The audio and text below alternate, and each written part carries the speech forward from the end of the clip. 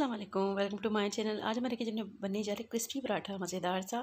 बिस्मिल्लाहिर्रहमानिर्रहीम स्टार्ट करते हैं। सबसे पहले हमने आटे का पेड़ा ले लिया।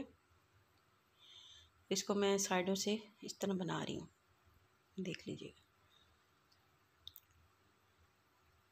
इसको हम बेल लेते हैं और इसकी गोल रोटी बना लेते हैं। रोटी बेलने के बाद इसमें घी अप्लाई करेंगे इस तरह।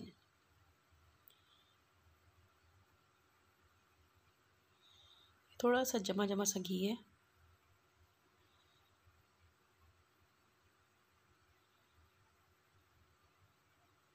बहुत ज़्यादा पिघला भी नहीं हुआ और बहुत ज़्यादा जमा भी नहीं हुआ। इस तरह आपने अप्लाई करना, अच्छे से फैला लेना है। अब इसको अच्छे से फोल्ड करेंगे। देखें इस तरह फोल्ड करने के बाद हर लेयर पे हम ऐसी घी अप्लाई करेंगे। इससे पराठा क्रिस्पी बनेगा, इसकी लेयरिंग भी बहुत अच्छी आएगी।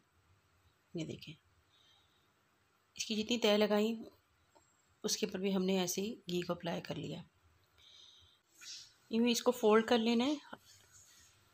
इस तरफ से फोल्ड किया, इस पर भी हमने घी अप्लाई किया और यूँ फोल्ड कर लिया। जिससे इसको यूँ कर लिया। अब हम इसको बेलेंगे और हमारा चकोर पराठा तैयार हो जाएगा, 4 कोनों वाला।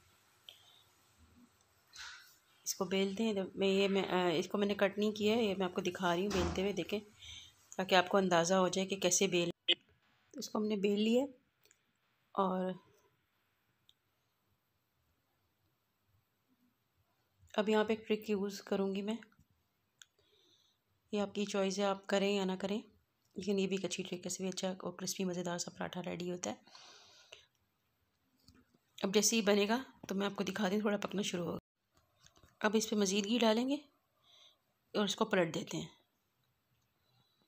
ये देखिए, थोड़ा सा कुक हो गया था एक साइड से। अब ये ट्रिक है, आपकी चॉइस है, आप ऐसे करें या ना करें, लेकिन इससे ज़रा अच्छा रहता है। पराठे की जो खूबसूरती है ना, उभर के और आएगी। खाने में भी बहुत ज़्यादा मज़ेदार होगा, लेयरिंग वाला होगा। तो ये सुबह के नाश्ते के लिए पराठे बन रहे हैं, तो सोचा क्यों ना मैं भी आपके साथ आज शेयर करूँ एक सिंपल पराठे की रेसिपी। इसको फोल्ड करने के बाद ये देखें कितना मज़ेदार क्रिस्पी लग रहा है।